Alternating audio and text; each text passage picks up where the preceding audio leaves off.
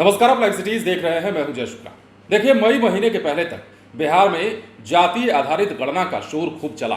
सरकार के कर्मी गांव-गांव और कस्बों में घूमे और लोगों से उनके डिटेल के बारे में जाना। उनका डिटेल लेकर के जातीय आधारित गणना को संपन्न कराने की कोशिश की जा रही थी। लेकिन जैसे ही जातीय आधारित गणना का काम 80% लगभग पूरा हुआ, वैसे ही हाईकोर्ट में डाली गई याचिका पर सुनवाई हुई और 4 मई की वो तारीख थी जब पटना हाईकोर्ट ने जातीय आधारित गणना पर तत्काल प्रभाव से रोक लगा दिया था।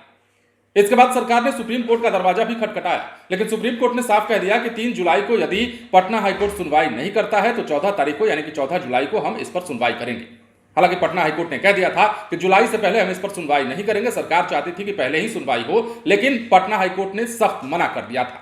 अब एक बार फिर से पटना हाईकोर्ट में जातीय आधारित गणना को लेकर सुनवाई होने जा रही है, जिस पर सभी की निगाहें टिकी है कि क्या कुछ होने वाला है, क्या पटना हाईकोर्ट इस मामले में कहेगा। और वो सुनवाई देखिए आज ही होनी है। अब इसमें विस्तार से बात करें तो बिहार में जातीय आधारित जनगणना पर आज हाईकोर्ट में सुनवाई होगी। पटना उच्च न्यायालय के चीफ जस्टिस विनोद के चंद्रन और जस्टिस पार्थ सारथी के बेंच में इस पर सुनवाई होनी है। यह सुनवाई दोपहर 2 बजे के बाद होगी। इसमें बिहार सरकार जातीय गणना को लेकर अपने दलील पेश करेगी। गणना का 80% से ज्यादा काम लगभग पूरा हो चुका है, जैसा कि हमने आपको बताया। यह भी बताया कि 4 मई को हाईकोर्ट ने तत्काल प्रभाव से जब जातीय आधारित गणना पर रोक लगा दी थी, तब यह भी कहा था कि जो भी डेटा अब तक कलेक्ट हुआ है उसे नष्ट नहीं किया जाएगा। और इसके बाद हाईकोर्ट की रोक के बाद बिहार सरकार ने सुप्रीम कोर्ट का दरवाजा खटखटाया था। और जैसा कि हमने आपको वीडियो में बताया शुरुआत में ही कि सुप्रीम कोर्ट ने अपने फैसले में कहा कि यदि 3 जुलाई को हाईकोर्ट इस पर सुनवाई नहीं करता है तो हम 14 जुलाई को सुनवाई करेंगे। इसके अलावा जातीय गणना पर 4 मई को पटना हाईकोर्ट की रोक के बाद बिहार सरकार ने मामले में जल्द सुनवाई का आग्रह किया था। इस पर हाईकोर्ट ने 9 मई की तारीख तय की थी। 9 मई को सुनवाई के बाद कोर्ट ने तारीख बदलने से इनकार कर दिया था। इसके बाद बिहार सरकार ने सुप्रीम कोर्ट का रुख किया था।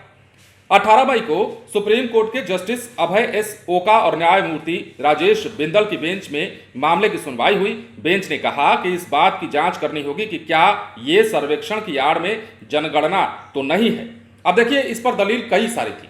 हाईकोर्ट का यह मानना था कि आप कास्ट सेंसस की आड़ में जो है जातीय गणना करा रहे हैं, और सरकार का कहना था कि हम जातीय आधारित गणना करा रहे हैं। लेकिन सरकार ने इस बात को मानने से इनकार कर दिया कि बताइए ये जातीय आधारित गणना कैसे हो सकती है। तमाम तरह के जो ब्यौरे लिए जा रहे हैं, तमाम तरह के जो डिटेल लिए जा रहे हैं, उसको आधार बनाकर यह बात कही गई थी। और इतना ही नहीं, बेंच ने यह भी कहा कि हम स्पष्ट कर रहे हैं कि यह ऐसा मामला नहीं है जहां हम आपको अंतरिम राहत दे सकते हैं। सुप्रीम कोर्ट ने याचिका की सुनवाई 3 जुलाई तक के लिए स्थगित कर दी और कहा कि इस याचिका को 14 जुलाई को सूचीबद्ध किया जाए। अगर किसी भी कारण से रीट याचिका की सुनवाई अगली तारीख से पहले नहीं होती है तो हम याचिकाकर्ता के वरिष्ठ वकील की दलील सुनेंगे। इससे पहले सुप्रीम कोर्ट के जस्टिस संजय करोल ने खुद को इस सुनवाई से अलग कर लिया था। उनका कहना था कि वो बिहार में चीफ जस्टिस रहते इस मामले में पक्षकार रह चुके हैं। अब यह भी आपको पता है कि सरकार ने 80% जातीय आधारित गणना का काम पूरा करा लिया था और उसके बाद 4 मई को नीतीश तेजस्वी की सरकार को बड़ा झटका लगा जब हाईकोर्ट ने इस पर तत्काल प्रभाव से रोक लगा दिया था। बिहार के लोगों की जाति पूछते हुए उनकी सारी जानकारी रिकॉर्ड के रूप में दर्ज की जा रही थी। आर्थिक सर्वेक्षण के साथ साथ यह भी हो रहा था। 2 चरणों में यह प्रक्रिया पूरी होनी थी। पहले चरण के दौरान आवास आदि की गणना हुई। दूसरा चरण 15 अप्रैल से शुरू हुआ, जिसकी शुरुआत नीतीश कुमार ने खुद की।